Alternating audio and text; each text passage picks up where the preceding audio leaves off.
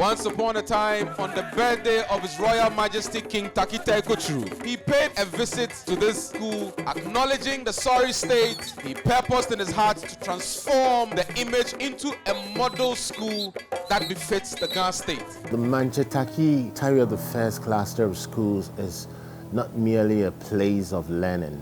It is the heart and soul of our community.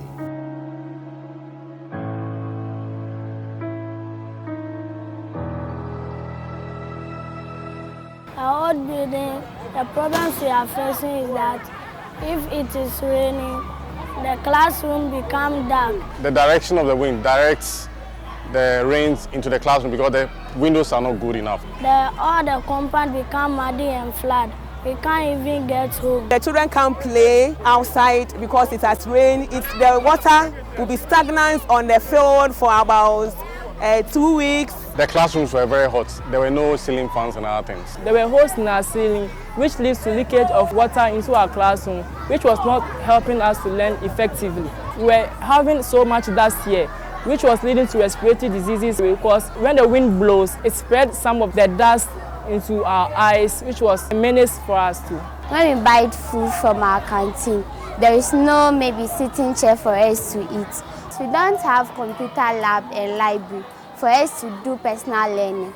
During our time, the school wasn't attractive at all. Parents were even afraid to bring their children to the school because by the time they will come to school, they will come in a good uniform, but by the time we close, all their uniforms will be dirty. The old infrastructure was so appalling and in deplorable state. Because of that, most students don't want to come to school here.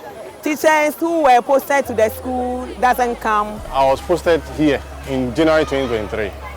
But when I came and I saw the condition of the school, I even went back to the office to protest against my transfer because of the conditions here. The idea of renovating the Mantse Tawiah, the first cluster of schools, arose during my 50th birthday celebration on the 2nd of August 2021. Instead of a lavish party, I chose to spend time with the children of our community. And it was during this visit, alongside Nitete Ajabin and other chiefs, Nia Doto Tinto, the Paramount Chief of Sempe, Nia Bola, and others, Safwache Mankata, that I witnessed firsthand the deplorable state of the school.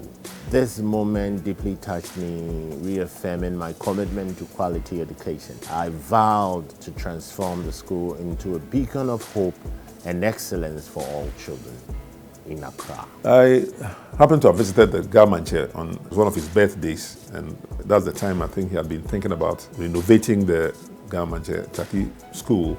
He requested me to join the committee that he was putting together to see to the renovation, and then offered to me the chairmanship of that committee. And then we started doing our work. We have had 50 meetings for the last 2 and more years to look at various aspects of the project.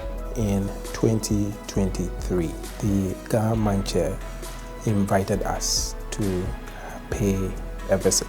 It seemed to us at that point that he had some proposals and needed to speak to us about how we can provide help. And so during that meeting, we invited them to submit proposal. We went to the school and we saw the state in which the school was.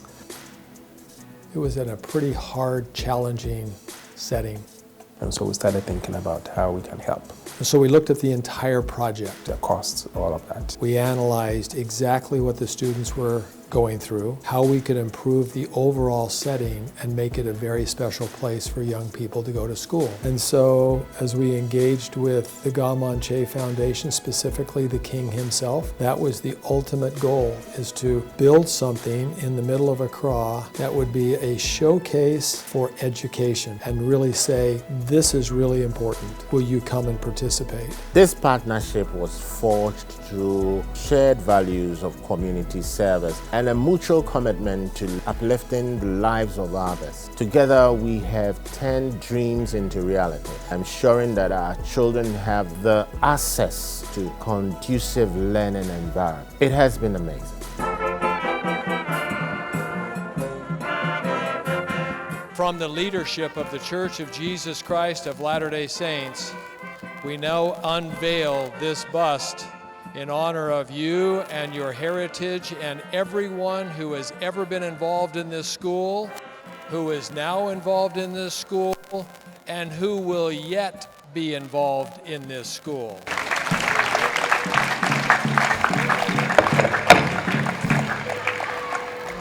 Today's Grand Commission is a testament of how traditional authority can use his good offices to contribute to national development.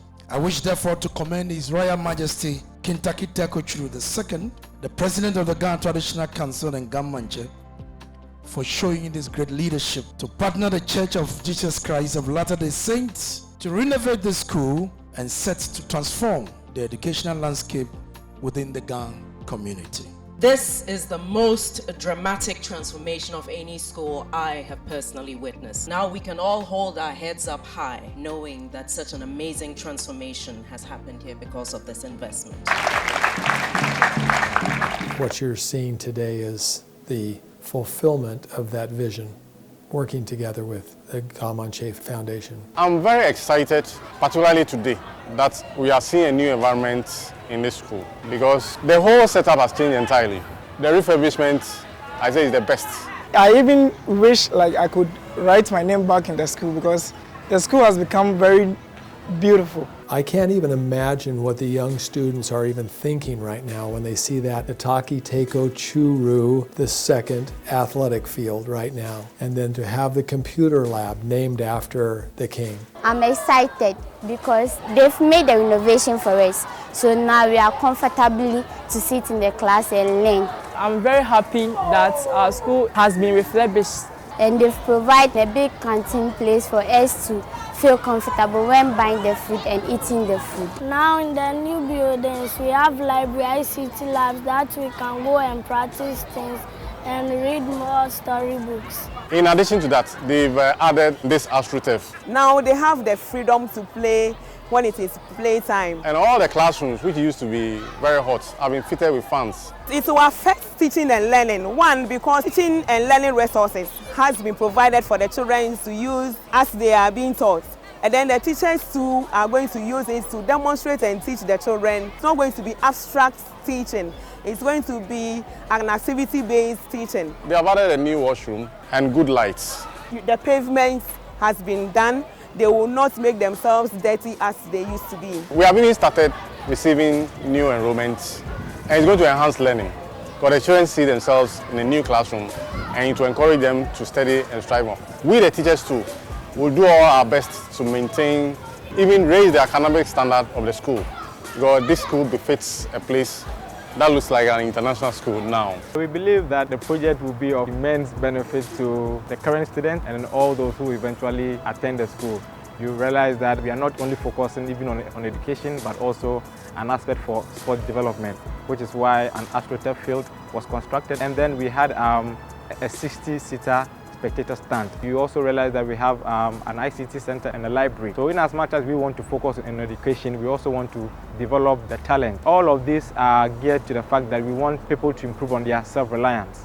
That is the major goal of the interventions that the humanitarian division in the welfare and self-reliance department does in the church. So as a church, if we can help a community become self-reliant, build something like this really nice, set the standard, give people an opportunity maybe that they haven't had in the past, we feel really good about that. We want to be involved in that, and then we want to see what happens in 5 to 10 years. And I also want to thank government for the effort of the Millennium Block and all that, I'm never forgetting that. The school is set. I want to say a very big thank you to the Church of Jesus Christ of Latter-day Saints for making this come true. And we are grateful. I said thank you to the church, and now the school is looking good that I can learn much, and I will not be shy to tell my friends about my school anymore. God bless the church and the Mantse for making this beautiful project. On behalf of my school, the head, teachers, and then non-teaching staff, we say a big thank you to the Church of Jesus Christ Latter-day Saints and to the Mantse and the Traditional Authority for providing us with this edifice and refurbishment. It's the best I've seen so far. For the Church of Jesus Christ of Latter-day Saints, we are so much grateful. This isn't just a one-time deal to say we're coming in here and doing this project and then we're gone.